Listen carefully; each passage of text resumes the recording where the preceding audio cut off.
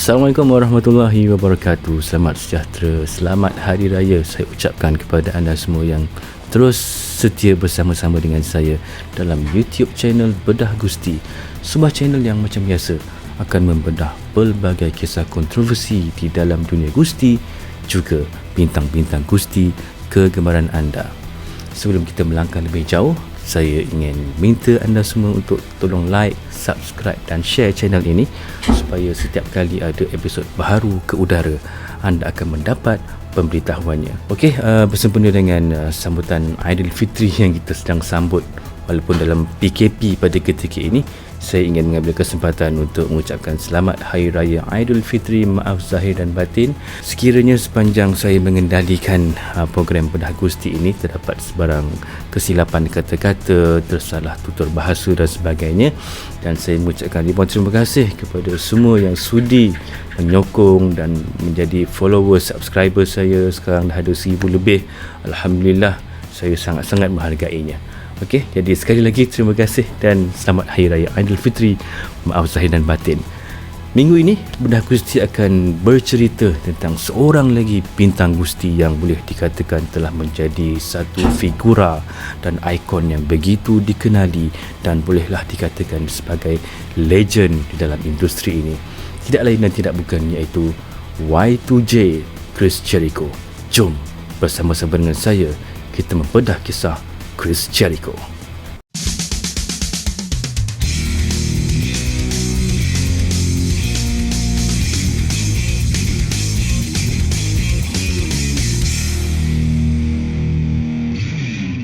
Chris Jericho merupakan seorang bintang Gusti yang tidak dinafikan sangat dikenali dan telah menjadi salah satu daripada mereka-mereka yang layak digelar sebagai legend.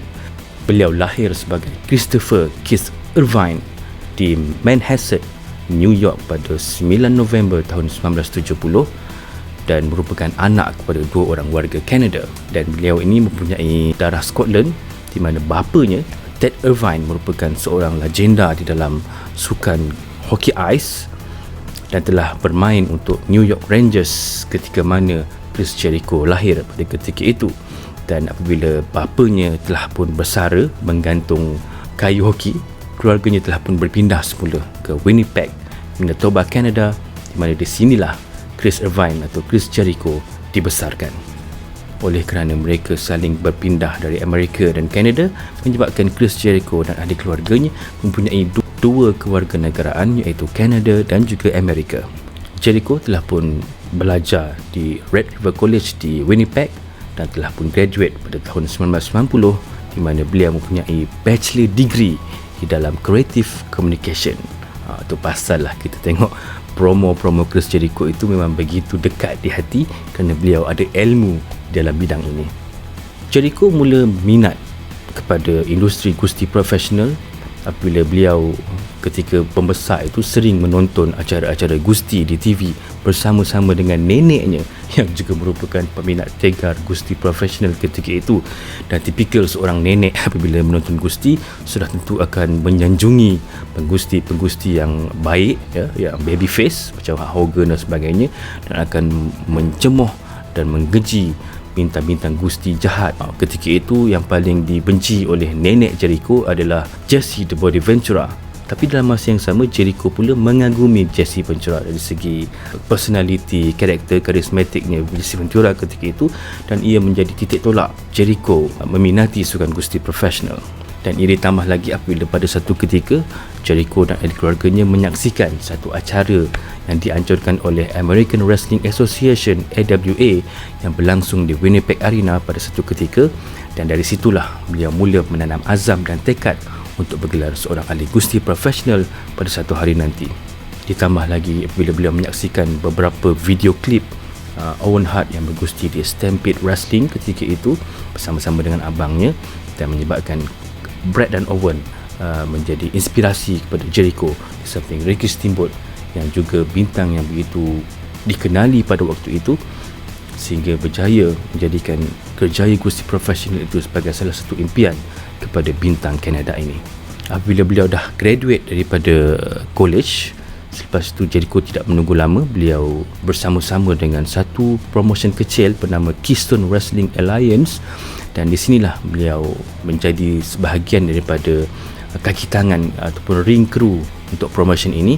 Dan di promotion inilah beliau mula mencedok ilmu-ilmu tentang gusti daripada beberapa bintang gusti indie ketika itu seperti Catfish Charlie dan Caveman Broda.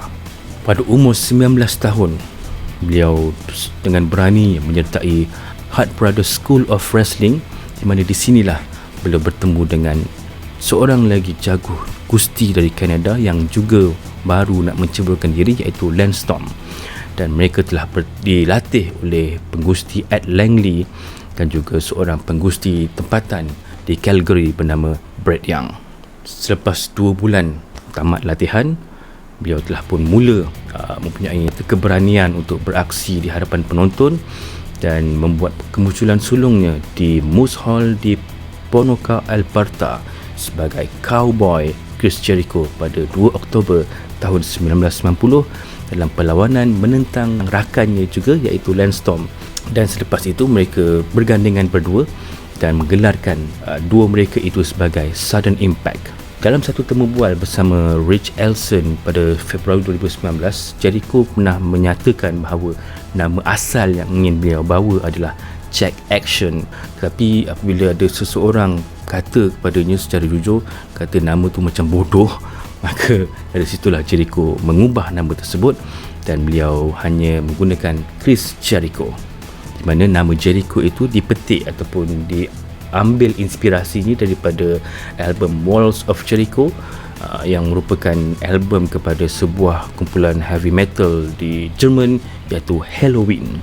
Dan bersama-sama dengan Lance Storm, beliau juga turut bergandengan bersama dengan Adam Copeland, iaitu Edge, Justin Rizzo, Christian dan Terry Guerin Rhino. Dan mereka bergusti di beberapa promotion bebas di Kanada seperti Canadian National Wrestling Alliance CNWA dan juga Canadian Rocky Mountain Wrestling CRMW. Dan kemudian pada tahun 1992, Jericho pergi bila berhijrah ke Mexico dan bergusti dengan nama Leon de Oro ataupun Golden Lion. Nama ini diambil setelah mendapat undian tertinggi ketika itu oleh para peminat, di mana antara nama yang disenaraikan adalah He-Man, Chris Power, dan akhirnya nama Leon de Oro itu mendapat undian tertinggi dan kemudian menukarnya kepada Carlson de Leon ataupun Lionheart. Dan dari sinilah dia mula menggunakan moniker Lionheart Chris Jericho. Selama 2 tahun, dari tahun 1993 hingga tahun 1995, dia bergusti di promotion gusti tertua di Mexico, iaitu Consejo Mundial de Lucha Libre atau CMLL. Dan di CMLL inilah beliau mula mendapat lebih banyak pengalaman dengan sempat juga bergusti sebagai juara middleweight champion NWA menentang Ultimo Dragon pada Disember tahun 1993. Atas pengenalan dan juga perseteruannya dengan Ultimo Dragon itu membuka jalan kepada Jericho untuk berhijrah ke satu lagi negara, iaitu Jepun pada penghujung tahun 1994, di mana beliau telah pun dijemput ataupun menyertai satu acara di Jepun yang diberi nama Wrestling and Romance ataupun WAR War Promotion sebagai Lionheart Chris Jericho. Dan di sinilah beliau sempat bergelar juara International Junior Heavyweight Tag Team Champion bersama dengan Guido, apabila pada satu ketika berjaya menumpaskan pasangan Lance Storm dan Yuji Yosoroka dalam satu kejohanan di acara di Jepun pada ketika itu. Pada tahun 1995, setelah menyaksikan Jericho membina nama yang agak gah di Jepun, terima kasih kepada rakannya Chris Benoit, Dave Meltzer dan juga Perry Saturn, mereka ini telah pun mempromosikan ataupun recommend nama Jericho ini kepada Paul Heyman yang merupakan promoter untuk sebuah promotion di Philadelphia, iaitu Extreme Championship Wrestling. Dan dari situlah menyebabkan Jericho berjaya mendapat pelawaan untuk menyertai ECW, seterusnya berhijrah semula ke Amerika dan menggelar ahli gusti di ECW. Setelah muncul di ECW untuk 2 tahun pada tahun 1995 dan 1996, membuat beberapa kemunculan sebagai The Doctor Chris Jericho, ianya membuka mata pihak World Championship Wrestling pula atau WCW, untuk mempelawa Jericho menyertai syarikat tersebut. Dan pada 12 Ogos tahun 1996, Jericho membuat kemunculan sulung di WCW Monday Nitro menentang Alex Wright. Dan di sinilah Bischoff ketika menawarkan kontrak kepada Jericho, beliau berkata bahawa Jericho ini mempunyai potensi dan nak menyaksikan ataupun nak melihat Jericho sebagai Shawn Michaels versi WCW. Jadi besarlah, berbungalah hati Jericho kerana diberikan tawaran sedemikian. Sementara Shawn Michaels juga merupakan antara idolanya dalam kusti profesional. Tapi oleh kerana di WCW Jericho ini agak tersekat di Cruiserweight Division, menyebabkan Jericho kata kalau dia terus berada di situ maka karirnya tidak akan mampu ke mana-mana.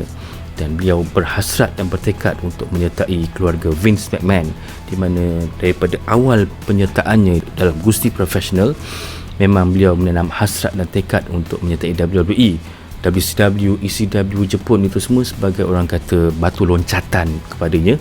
At the end beliau nak akan berada di WWE. Selepas kontraknya tamat di WCW pada awal tahun 1999, Jericho telah pun dijemput ke rumah Vince McMahon, dan dalam satu temu bual bersama Stone Cold Steve Austin baru-baru ini dalam Broken Skull Session, Jericho menceritakanlah pengalamannya dijemput oleh Vince McMahon. Siap bila dah sampai tu ada orang kata booking committee meeting sedang berlangsung dalam rumah McMahon ketika itu, dan beliau rasa macam kenapa aku dijemput ni kan. Sampaikan pada satu ketika Vince McMahon menjemputnya pergi ke sebuah ruang tamu yang agak luas. Mereka berdua selepas makan tengah hari macam ada sedikit conversation ataupun perbualan, dan Jericho bertanya, Vince, kenapa kau jemput aku datang sini kan? Aku tak ada terlibat dengan apa-apa ni, aku orang WCW kan. Tapi Vince kata, kalau kontrak kau tamat, just datang ke WWE, dan aku jemput kau ni kerana aku nak tengok sama ada aku boleh percayakan kau ataupun tidak, kata Jericho dalam temu bual tersebut. Selama beberapa minggu sebelum kemunculan Chris Jericho di WWE, ada satu vignette ataupun macam hint memaparkan countdown jam. Ketika itu tahun 1999, kebetulan kita pun sedang countdown untuk millennium awal tahun 2000, dan ketika itulah Y2K punya trending ketika itu. Konon-kononnya akan berlaku banyak bug dalam segi komputer dan sebagainya. Jadi Jericho menggunakan idea tersebut untuk memaparkan karakter Y2J itu.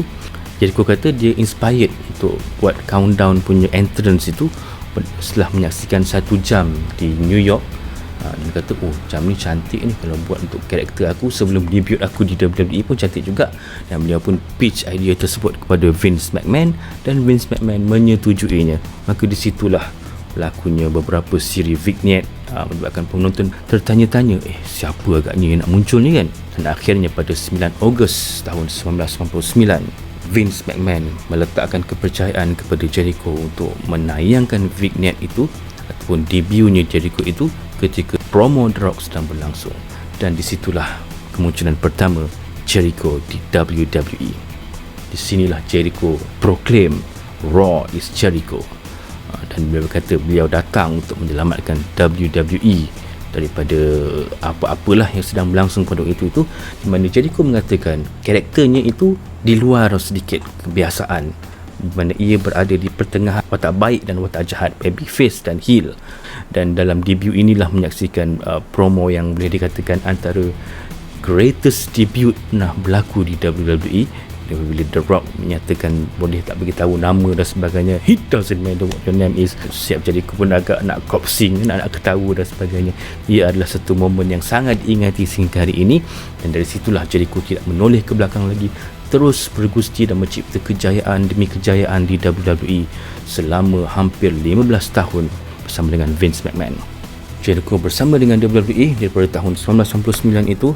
Kemudian ada juga break sekejap lah tahun 2005, 2010 dan sebagainya, sehinggalah pada 22 Januari 2018 di acara sambutan Raw ke-25 merupakan kemunculan Jericho kali terakhir di WWE sebelum dia mengambil keputusan untuk berhijrah, bergusti di Jepun dan kemudian di AEW atau All Elite Wrestling. Satu sebab mengapa Jericho berasa tak sedikit tawar hati dan memilih untuk meninggalkan Vince McMahon dan WWE adalah ketika mana tahun 2016 storyline-nya bersama dengan Kevin Owens sangat mencipta impak, menjadi sesuatu yang disebut-sebut, sehinggalah Vince pernah menjanjikan bahawa Owen dan Jericho akan merebut kejuaraan Universal di acara WrestleMania 33. Tapi malangnya pada saat-saat akhir ianya diubah bila Brock Lesnar dan Goldberg diletakkan di perlawanan akhir. Perlawanan antara Owen dan Jericho diletakkan di perlawanan kedua di acara tersebut. Jadi ia telah pun mendatangkan rasa sedikit tidak puas hati kepada Jericho kerana merasakan bahawa setelah apa yang beliau korbankan selama ini seakan-akan tidak dihargai, dan menyebabkan beliau kata okeylah, cukup setakat ini dan biarlah beliau pergi mencari rezeki di tempat lain.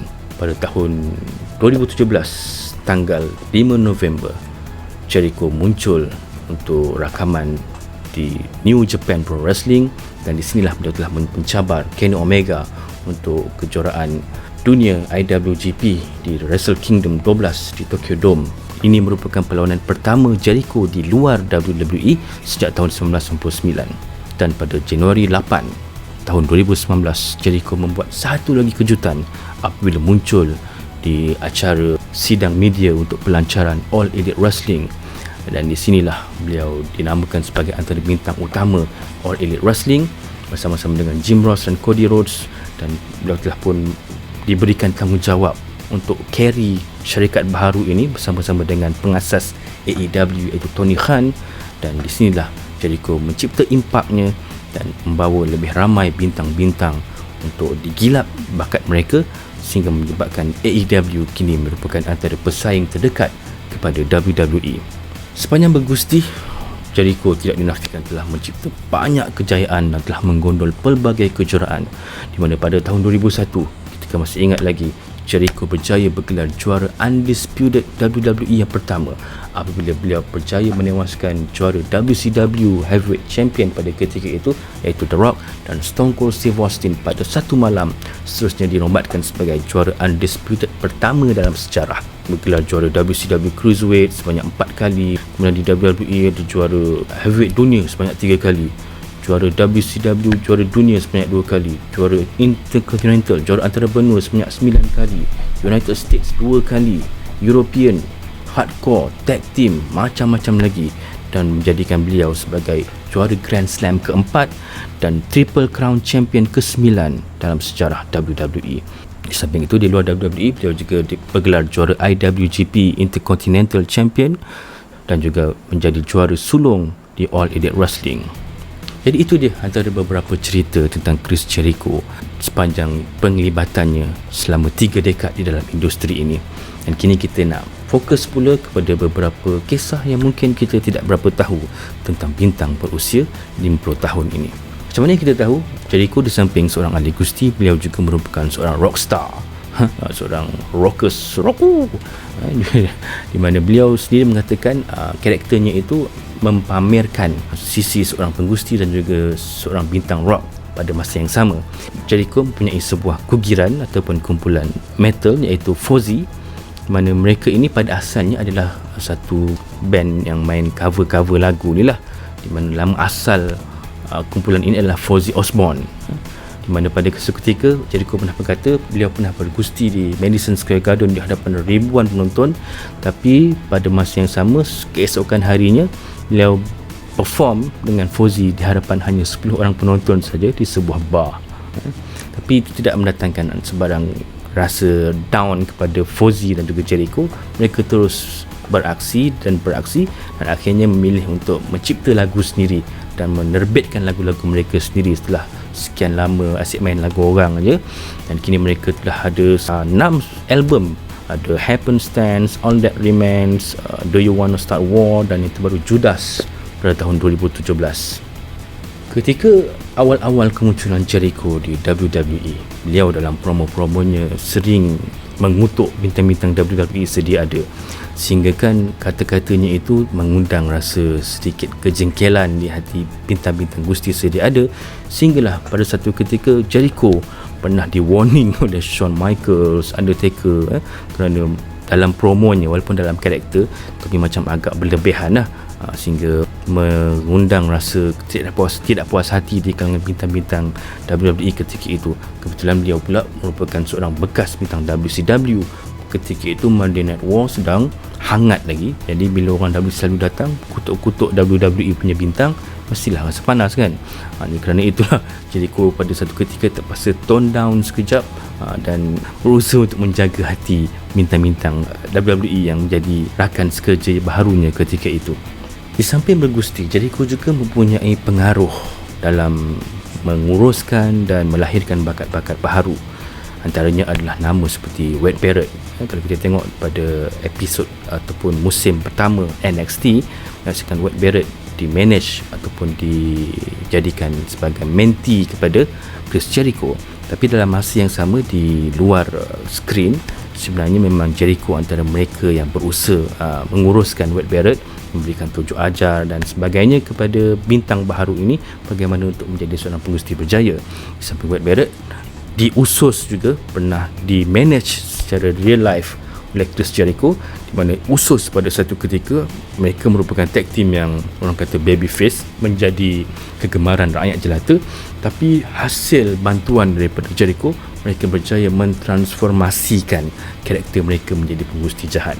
Dan jangan anda tidak percaya, James Ellsworth yang merupakan cuba terulung itu juga mendapat peluang untuk bergusti di WWE hasil recommendation daripada Jericho. Kerana pada satu ketika dalam perlawanan squash match di antara Braun Strowman dan Ellsworth, Jericho nampak sesuatu kepada budak ni dan beliau menamakan James Ellsworth sebagai seorang bintang yang boleh ada potensi untuk dijadikan sesuatu di WWE.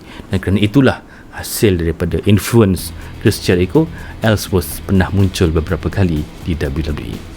Chris Jericho di samping bergusti, di samping menyanyi dengan Fozzy, juga merupakan seorang businessman. Sesuatu yang jarang dilakukan oleh bintang-bintang gusti sedia ada. Ialah duit dah banyak kan, buat apa nak pening-peningkan kepala buat bisnes.